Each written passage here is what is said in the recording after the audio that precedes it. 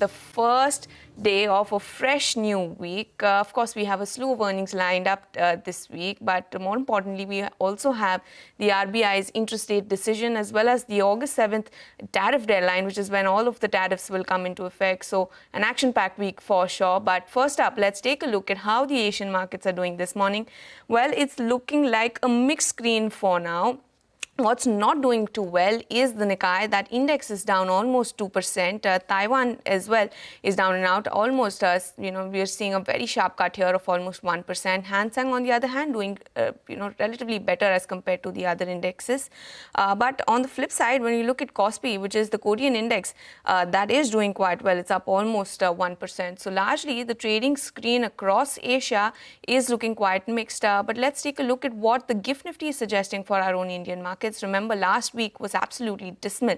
In fact, it marked the 5th consecutive week of decline, which is the longest losing streak in the last 2 years. And today, we're actually hoping for no Monday morning blues because the GIFT Nifty is implying an open, an uptick of almost 62 points. Let's look at how all the overnight cues that we had over the weekend will impact our own Indian markets. We now have our research team joining in with how the trade setup looks like and the stocks that are likely to be in the news. First up, we have Vivek joining us to get us all the market cues we need to watch out for today. Good morning, Vivek. Well, good morning. Like you mentioned, especially when you're looking at the week gone by, all across equity markets worldwide, you did see quite a bit of a risk-off sentiment prevail. So when you actually saw the US markets, all of the US markets actually ended lower by over 2% in the week gone by, especially when you look at Nasdaq on Friday, over a 2% decline intraday as far as Nasdaq was concerned. Now, talking about oil prices, oil prices again did see quite a bit of a sell-off just on the back of the fact that there is a higher than expected planned OPEC Plus production cut. Back of that, oil prices now hovering around the $69.2 a barrel mark. Indian markets, like you mentioned, 5th straight week of decline is what we saw in the week gone by, and all of especially the Nifty ended lower by over 1%. The Nifty Bank and Mid Cap Index ended lower by over 2% each in the week gone by. Except FMCG, all of the sectoral indices, especially realty, defense and metals, were among the top losing index, and the Nifty ended below the 24,600 levels. Now, when you're talking about the pharma pack, especially on Friday, you did see significant selling pressure on the back of worries as far as the most favored nation pricing was concerned. The entire pharma pack did see selling pressure. PNB Housing Finance clearly stood out on the back of the fact that the sudden CEO resignation was something that the street didn't like. Now, talking about the cues to watch out for today, earnings season continues, and along with that, have a look at Asian markets and the GIFT Nifty, all indicating a flat to muted start for our own markets today. Well, thanks so much for that, Vivek. We'll be watching out for that. But over to Ria, who will now list out all the stocks to watch out for and trade today. Ria? Well, yes, let's take a look at the stocks to watch out for today. First up, we have Federal Bank on the back of its Q1 numbers. The net profit has come in at 862 odd crores versus estimates of 933 crores. And the decline in net profit was largely led by higher provisions in this quarter. Net interest income has also come in at about rupees 2,337 crores versus polls of 2,323 crores in this quarter.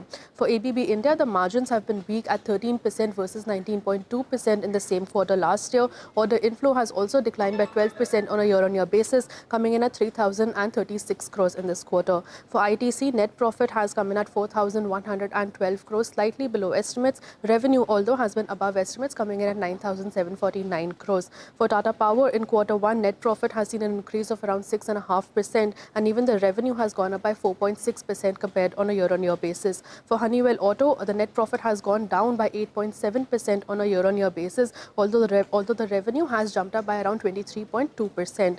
For MCX, the net profit has seen an increase of almost 50% on a sequential basis, and the revenue has also gone up by 28.2% for this one, and the board has also approved a share split in the ratio of 1:5.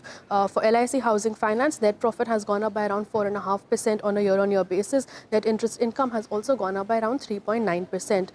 Moving on to Hero MotoCorp, this one will be in focus on the back of the July auto sales. Total sales have gone up by 21% compared on a year-on-year basis. Karnataka Bank to also be in focus. The CFO, Ramaswamy Subramaniam, has resigned with effect from the 1st of August of this year. For PNB Housing Finance, the function heads Jatul Anand and Wali Sekar have been appointed as the Executive Director and the Chief Business Officer respectively from August 2nd, 2025. And Dilip Bilkon is the last one that we'll be keeping an eye out on. The JV has emerged as the L1 bidder for the Gurugram Metro Rail project with a total value value of rupees 1,504 crores for this.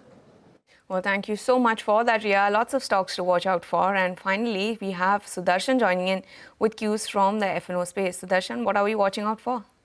Good morning, Vamakshi. So market will look to have a positive start after the last week that we saw that market extending losing streak to 5 weeks, the biggest losing streak, longest losing streak that we saw in last 2 years. So on the Friday, we saw a big fall in both Nifty and Sensex. Even Nifty Bank was down almost 500 points. Now, what does GIFT Nifty indicate for today? It's indicating a start in the green, but the big question would be, will we be able to sustain the opening uptake? As far as flows are concerned, FIs remain on the sell side. Even on Friday, we saw FI selling more than rupees 3,300 crore. But again, like we have been seeing in the past, it's been fully offset by DIs, which have bought more than rupees 3,100 crore. In the index derivatives too, we have seen FIs selling more than rupees 3,800 crore, and they have added short positions of more than 20,000 contracts, and now FIs long exposure has reduced to 9%. On the option front, on the call side, 24,800 and 24,700 calls have seen healthy additions, while on the put side, 24,200 put was the most active one. So support for Nifty is now around 24,400 and resistance has moved lower to 24,100. One stock that has entered the band is PNB Housing after a big fall that we saw on Friday. Well, thank you so much for that, Sudarshan. We'll be keeping an eye out on all of those important levels.